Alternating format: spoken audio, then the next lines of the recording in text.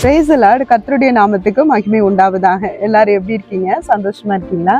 இந்த நாள் word of guidance என்னங்கிறத வாசிக்க கேட்கலாமா? 1 கொரிந்தியர் 10ஆம் அதிகாரம் 10ஆம் வசனம்.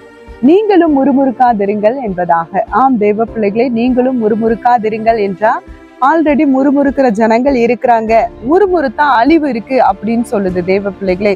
முறுமுறுக்காம நீங்க உங்களுடைய வாழ்க்கையில முன்னேறணுங்கிறது தான் ஆண்டவருடைய சித்தம். பாருங்க, ரோஸ் பூ என்னதான் அழகா இருந்தாலும் அதனுடைய நறுமணம் அழகு எவ்வளவு இருக்கு.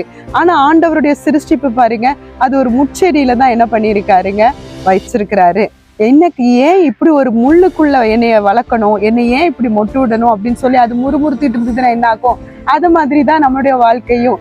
ரோஸ் பூ அழகா இருக்கிறது மாதிரி உங்களுடைய ஃபேவர் மற்றவங்களுக்கு அழகா இருக்கு, ஆனா அது ஆண்டவர் ஒட்ட வச்ச இடத்த பார்த்து முறுமுறுக்காது. தேவ பிள்ளைகளை, நீங்களும் கூட உங்களுடைய வாழ்க்கையை குறித்து முறுமுறுக்காதீங்க. கர்த்தர் ஒரு நோக்கத்தோட தான் உங்களுடைய வாழ்க்கையை இணைச்சிருக்கிறாரு. ஸோ முன்னேறுங்க. கர்த்தர் தாமே உங்களை ஆசீர்வதிப்பார். God bless you.